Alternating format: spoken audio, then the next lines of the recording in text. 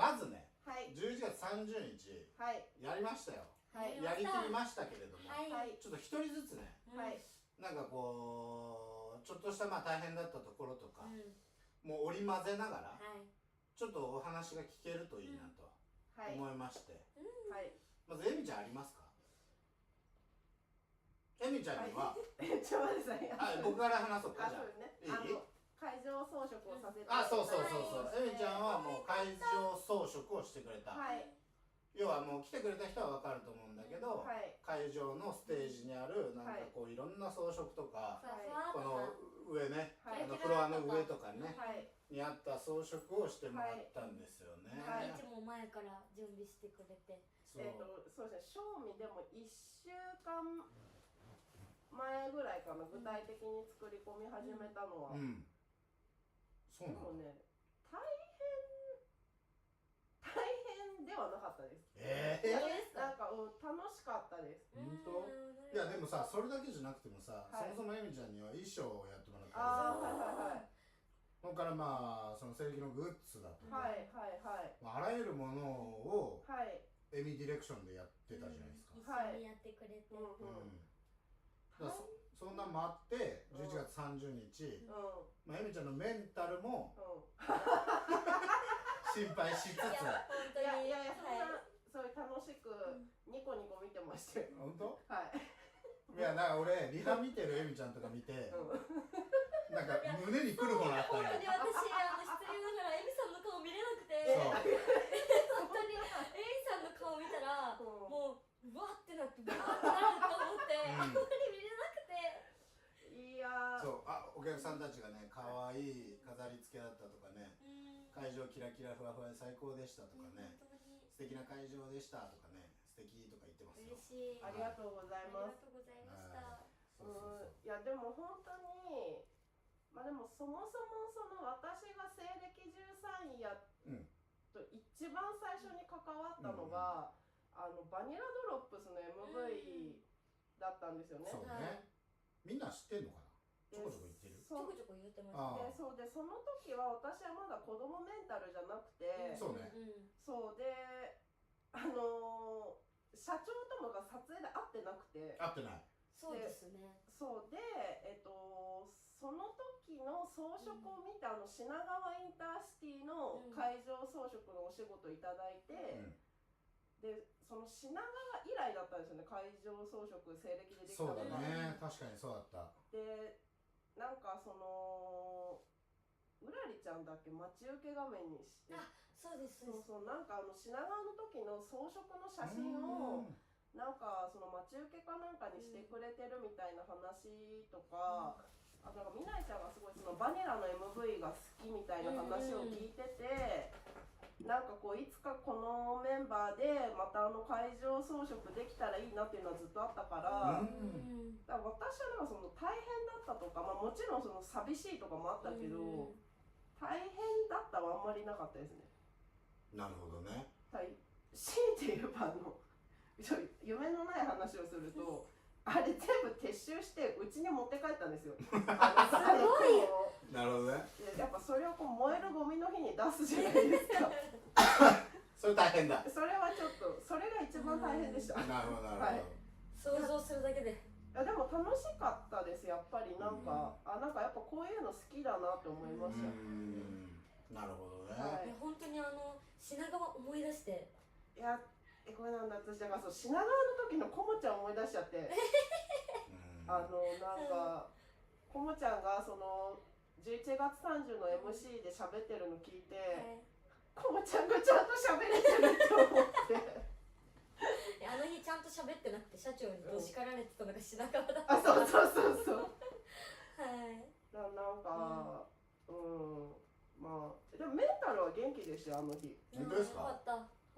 ならよかった。なんか全然まあ寂しいはあったけど、まあやっぱりそのもう決めたことはね、やっぱその決めたことに向かってこう頑張るしかないよなっていうのがあるから、まあ私は全然元気でした。終始楽しく。終始楽しくね。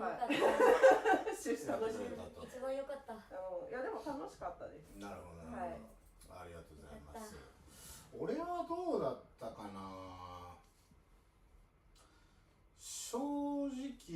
なんかその当日すごいしんどかったとかっていうのは全然なくて、なんかまあやりきった感が勝手にね、お客さんの中でどうだったかは知らないけど、あって、でなんだろうな、結構昔のこととかも思い出さなくて全然、実は、全然思い出さなかったけどなんかこう、まあああいうの久しぶりだったよね。なんか装飾してさ、そう実はなんかその何度もエミちゃんに頼みたいこと何回かあったけど、コロナ禍に入って西暦がコモチが一人になる前か、そうですね、コロナ禍に入ってなんかもうすげえ生き抜くことだけでも大変で、そうなんかやるのも四苦八苦みたいな感じだったから、なんかそんなんもあって、でまあなんだかんだっつって動き出してガーッとやれたとはゆえ、そのコロナ禍からのそのライブの仕方とか、僕ら側にとしても変わったこととか結構あったから、なんかそれに西暦をなじませるのにも時間がかかったし、なんかそんなことは考えてはいたんだけど、まあ当日はまあ言うて一番メンバーの近くにいたのかな、あの日ね。そうですね、実はずっと社長が近くにいてくれた。ああ、そうかもしれない。なんなら武道館の方が近くにいなかった。いなかったです、必死に物販売ってたとかあるんだけど、まあまあでもそれこそ小餅ずっと見てきて、まあさっきねエミちゃんが言ったように MC でちゃんと喋れてたなとか、なんかそんなのは都度あるんだけど、まあうらりもみないも頑張ってたなとか、意外となんかね、正直今でもあんまり実感がないかも。いやそうなんですよね。いややることはないよ、ないんだけどあんまり実感がないのかもな。なんか正直一生懸命メトミニ30パラレルとか作ったし、いいものできたとも思ったし、ただなんかあの時作ったグリムがめちゃくちゃ伏線みたいになってすげえ嫌だなとは思ったいやもうこればかりはタイミングでいや本当にだってそんな話なんてまるでなかったから、とかっていうのは思ったけど、まあでもなんかすごくいい日だったかな。なんか野僕の子たちもみんな笑顔で、まあその泣いてる子たちも当然いたけどさ、だけどそれはセクションであって、なんかタイミングではすげえ笑ってたし、なんか笑顔だったなっていうのもあって、まあ全体通して良かったんじゃないかなとは思います。小餅どうですか？小餅はとにかく楽しかったっていう記憶で、じゃあもうそれ以外は本当にもう1ヶ月2ヶ月くらい前からずっといろんなことの準備をしていて、それこそグッズ周りとかその練習とかライブのとかがもう日々毎日ずっとあったから、なんか怒涛であんまり記憶がなくて、ただこれずっといつもそういう感じなんですよね、その大きいライブの前とか、そうだからそれこそ大きいライブの前の時と感情が一緒だったから、それこそ小餅もあんまり実感がなくて、終わったっていう実感もないけど、でもなんかその X とか見てて最後の通販が届きましたとか、そういうのを野僕のみんなが言ってるのを見たりすると、あ、ちゃんと終わったんだなっていう感じになりましたね。なるほどね。でも小餅一人で西暦やった時期とかもありましたけど、そういう時から考えたら小餅が想像してた何倍も楽しく西暦終われたなって思って、それが一番良かったなって思いました。そうだね。本当にそうな。まあそんな感じでね、まあみんなにとってもいい日だったらいいなと思うんだけど、あ、ここにはめぐちゃんがいるよ。めぐちゃんが手伝ってくれてる。で、そう西暦のね準備とかも、めぐちゃんをはじめ全組の子たちとか他の子たちもみんな死ぬ気で手伝ってくれてたから、ありがとうございました。本当にありがとうございました。ね、いい仲間たちだね、本当に。涙が出た。いや本当に本当に本当に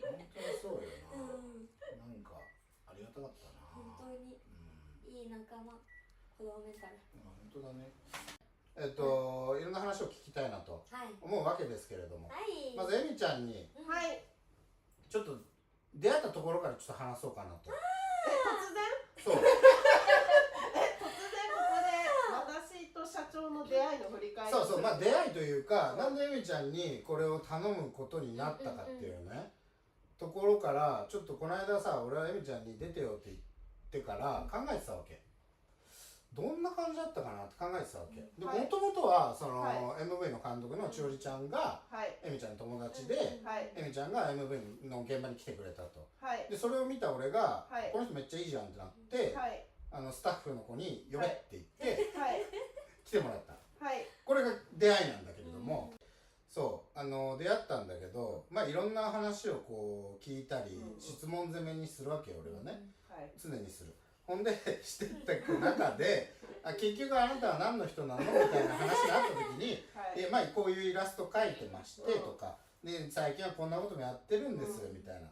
てなった時にあれちょっと待ってみたいなこの絵ってサックアステュードライのジャケットやってるって言ったらはいやってますって言うからおマジかってなっていや本当にいやここのね人がどれだけ知ってるかわからないんですよ、そう昔ラストラムっていう会社にサッカースティールドライっていうバンドがいたんです、でそれは今でもそのボーカルの方活動してらっしゃったりもするんだけど、僕はそのバンドにある一時期ものすごく救われてたわけ。そうでとっても印象的だったジャケットをエミちゃんが描いてたの。すごい。この猫がジャケットだったんですよ。そのバンドのグッズとかジャケットにこの猫をなんか使いたいってラストラムの方から言われて、もうそれに気づいた瞬間の社長のなんていうかこう心のドアがパッカーンって開いた感じでめっちゃいや本当にそうで気持ち的にはどうでしたか？なんか当日まあさっきも言ったけどさ、まあいろんな思いがあったのは当然なんだけど、エミちゃんの装飾があって周りにはもう、まあ、完璧な婦人があって、みたいな感じだったけど、でもあんま記憶ないと思うんだけど本当に記憶はないが、だがしかしやっぱデビューした6年前と比べたら、いろんな人に助けられ、支えられ、自分たちだけじゃ無理だったっていうことを何億倍も自覚できるようになった6年だったなって思って。でも最初からあなたは分かってたけどね。比較的だよ。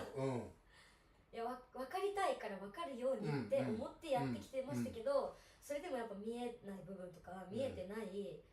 自覚できてないところとかもすごいあったし、今もきっとあるから、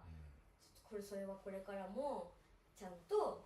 分かって進めるようにはしたいなって思うけど、でもこの6年辛いこととか、大変だったこととかめちゃくちゃあったけど、それ全部無駄じゃなかったって思えた日になったから、いやちゃんと続けてよかったって思いました。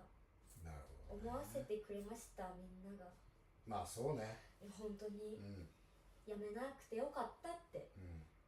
思いました。本当にちゃんと、なんか俺もこんなことをさ言ったらお客さんは怒るのかもしれないんだけど、今回の解散って俺が口にしたんだよね。初めてなのよ。そうですね、最終的には。そう、最終的には俺が口にしたんだけど、そう口にしたことなかったんだけど、いやもしなんかおかしなことになるぐらいであれば、小持とまあ当然ながらそのうらりと未来がいたんだけど、このメンバーで終わりたいなと思ったのは初めてだったかな。初めてだった。今までそのいろんなグループをずっとやってきてるけど、解散にしたことって僕の口からはないし、そうメイと宝と小鉄か、から行方知れずつれづれこの形で解散しますって言って分かったよって言ったのはあったけど、それ以外ってなかったから、だからそういう意味でもちゃんと一緒に走ってちゃんと一緒に苦しんで、ちゃんと一緒に作ってきて、でちゃんと一緒に終われたっていうのはなんか感慨深かったかな。グループ活動ってさ、知らない人は当然わからないと思うんだけど、とってもやっぱ難しいのよ。難しい。で、例えばエミちゃんなんてさ、例えば一人で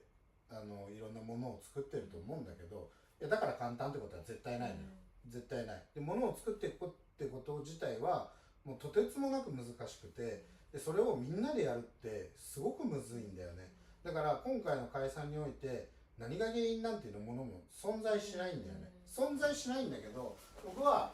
この先ミナイにとってもウラリにとってもコモチになってもとっても呪縛になるグループだったら解散でいいやって初めて思ったんよな。でもそれを多分言ったと思うんだけど、あなたたちにも。だからいや僕の子たちにはね、なんか申し訳なかったかもしれないんだけど、ただみんな納得してそうしたという感じなんだよな。でその公演がなんかこうみんなが尾を引くものだったらすげえ嫌だなって思うけど、俺は全然やりきった感すげえあったし、きっと多分コモチにもウラリにもミナイにもあったんだと思いたいしね。エミちゃんとかにもあったんじゃないかなとも思うし、まあ本当にいろんな人にね助けてもらってやってきたよね。本当に、本当にそうですね。こないだね、はい、なんだったっけな、まあ某着るものの買い出しに行ってたんよ。そうでその時に、すげえ夕暮れだったの、落ちかけの夕暮れで、その時に何人か乗ってて、でめぐちゃんも乗ってて、めぐちゃんがポツンとああ西暦13やって最初これだったなって言ったよね。でそれ俺もすげえなんとなくその景色は覚えてて、あそうだそんなことを言いながらなんかこう今夜の彼方夜の国っていう一言をそうだ思いついたんだとかって言ってたんだよね。で意外とそれはもうその西暦の記念後だったんだけど、なんかそういうところからなのかもしれんね。ちょっとした実感がちょっとずつ湧いてくるのっていうのは。なんか意外とさ前期目の武道館やった時もそんな別に何かの実感があったとかないじゃない、結局ね。だけど例えばこの先こういうブルーレイが出たりだとか、わかんないけど好きだった曲を聴いたりだとかってするとちょっとずつ実感するのかな。でもコモチ西暦が終わってから空見るようになったんです。全然なんていうんだろう、空見たりとかしなかった人生だったから、引きこもってたりとかで、だから西暦が終わって例えばこの事務所から家に帰る間とかで、なんかふと立ち止まって空見るようになって、そういうのを見るとなんかなんていうんだろう、西暦終わったかみたいな感情になってちょっと寂しいよね。なるほどね。いやみんなそれぞれのね、なんかそういうのがあるよね。俺あれ無理だった。アイルトレジャーディスとかもうステージは見てられた。見てないだから。見てないですか？見てないのか。いやもう見たら死ぬやん。死ぬから絶対見んし聞きもせんと思って消えた。そうなんです。いやもうだってそしたらもう俺のその11月30日の東京キネマクラブはもう終わってもう死亡するからもうそれは見んどこうと思って。でもその曲の時ありえないぐらいみんな泣いてましたね。もう見える景色みんな泣いてました。いや泣くよ。だって別に俺その見てないのに泣いてたもん見てなくても見てなくてもそうなんかいろんなことはさ、こう本当に必死に走ってきて頑張ってやってきたから、なんかその後悔とかそういうのはないじゃない。ないです。そうなんだが、ダメなのよやっぱり。寂しいもんは寂しいし、そうやっぱうってなるとこはうってなるから。そうだよ。っていうかだって俺からしたら名古屋の僕らがまだ名古屋にいる時、その時にさまだ全然子持ちが子持ちじゃない時とかもさ、顔を出してくれて、見てるわけ、ちっちゃい時からもうちっちゃい時からこのぐらいの時からいや本当にそうだよ。いや本当ですよね。その時からもうすぐ10年って考えたら怖いですけどね。いや本当にそうだいやだから俺女の子には全君の現場で、ほとんど声かけないようにしてるのに、なんかお前大丈夫か、ちっちゃいのに見えるかみたいなことを声かけたのはこのことだから。何人かしかいないの、本当に2人とか3人とか。すごい。いやそういう人とさ、こう今まで3枚アルバム作って、MV も何曲作ったか分かんないけど、結構たくさんやりましたよね。でシングルもたくさん出して、で例えば自分が聴いてた CD のジャケット作った人と一緒に舞台やってとかやってきたんだなとかってこうやって喋ってると思うな。本当に今小町もふと思い出しましたけど、エミさんのこと全君と出会う前から知ってたんですよね。あ、そうなんですよ。そうなんです。ほう。実はそう、小町が何かにハマるとか何かを好きになってまっすぐみたいなのが、多分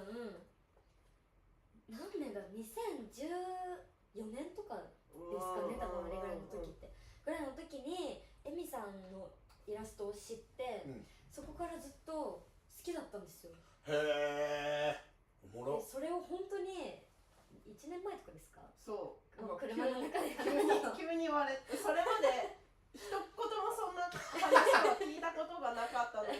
急にその時の私が作ったものをゴソゴソって出してきて小餅とか言ってエミさんのグッズ持ってるんですって言って、そう本当にその当時の時のエミさんが描いたグッズを持ってて、バカバカ持ってきて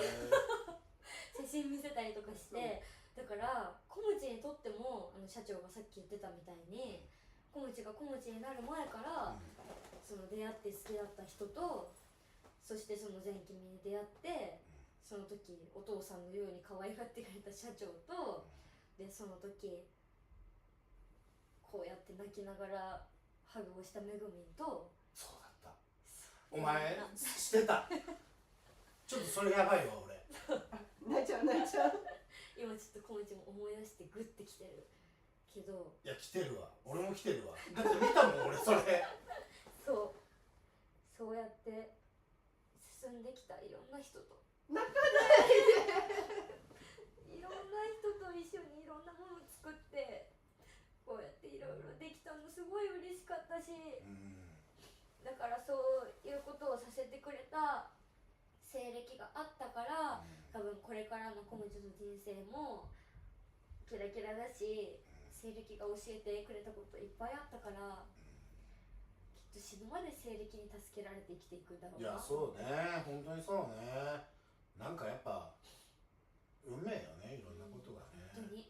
つながってるなと思って。確かにそうかもしれない。でもなんかこうさっきこもちゃんがこう西暦の活動でいろんな人に助けられてるって話をしてたけど、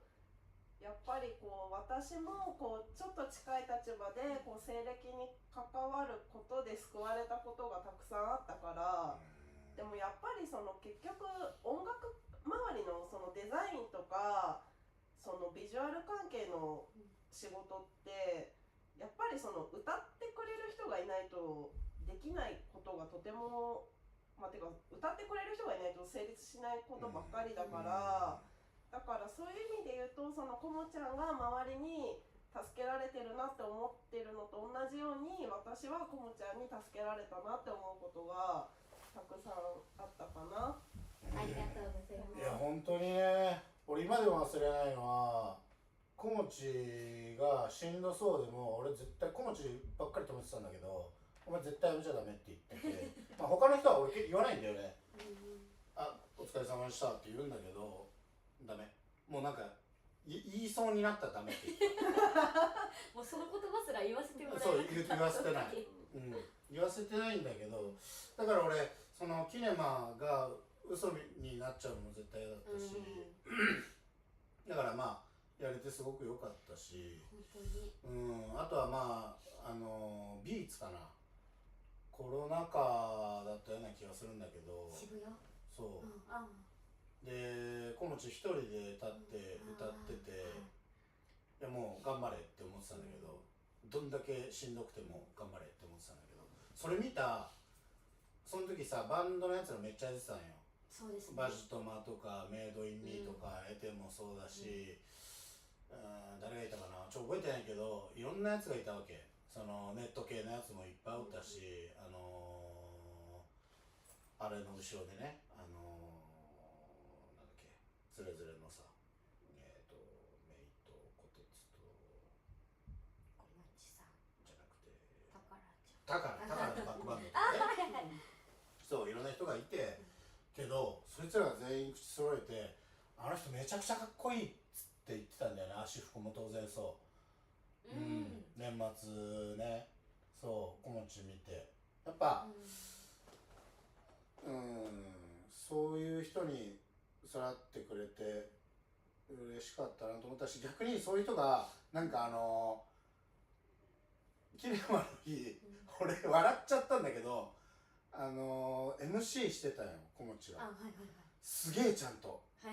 さっきエミちゃんも言ってたんだけどすげえちゃんと MC してたの。俺決めたかっていうぐらい決めてないですでしょ。でそうみんな知らないと思うんだけど、ゲネするまで僕の頭の中にあるものを伝えたりしないのよ、だからここでこうしてここで演出してここでこうするよとか言わないの。だからこもちは MC ないと思ってたんだよね。ないと思ってました。いつもの俺たちスタイルで MC ないと思ってた、で MC あるって書いてあってこもちは困惑したぐらいMC あるんですか聞きましたもん。ある本当にあるんですかって。そう、それがさすげえちゃんとしたこと喋ってたよねびっくりしちゃった俺本当にちゃんと喋りましたよ。めちゃちゃんと喋れてた。でも決めちゃダメだと思って、それこそ安倍さんとかには、そういうのある程度頭の中で固めておいた方がいいよって、アドバイスくれて3人に、はいわかりましたとか言いながら、私は考えてはいけないと思って考えなかったんですだからその時出てきたことを喋ろうと思って。そうだよね、にしてはすげえちゃんとできてたよ。よかったです。いやマジでびっくりした俺本当。だからもうスピーカーでの前で笑ってたもん娘死ぬほど喋れるやんと思ってよかった。いや本当にみんなだけどね、いや本当にうらりもすげえちゃんと喋れてたし、すごいそう未来もちゃんと喋れてたしね、なんかまあ普段さ、もっとふわふわしてるわけ会話が成立する。そう皆さんはね分からないかもしれないが、そう未来これこうだよって言ったらはーんみたいな違うはーとかじゃなくてちゃんと返事して分かるって言って、こうやでって言ったらはいはいみたいな、なるほどねってなる感じで、あれも実はちゃんと分かってるんですよ。そう賢いからな。でもなんかこう私はその前の5人の時はほとんど関わりがメンバーとはなかったから、そうだね。だからなんかその今回の3人とはその一緒に衣装を作ったりとか、結構その一緒に過ごす時間も結構多い中で、あの2人がやっぱり意外と強いところがあるっていうか、だからそこがなんかねこう好きでしたね。なんかね普段はなんかもう「メヤーン」って書いてあったけどなんかいや本当にそんな感じで会話してますよね。電波なんか飛んでる。電波で。いやね、そんな日になりましたね。なんか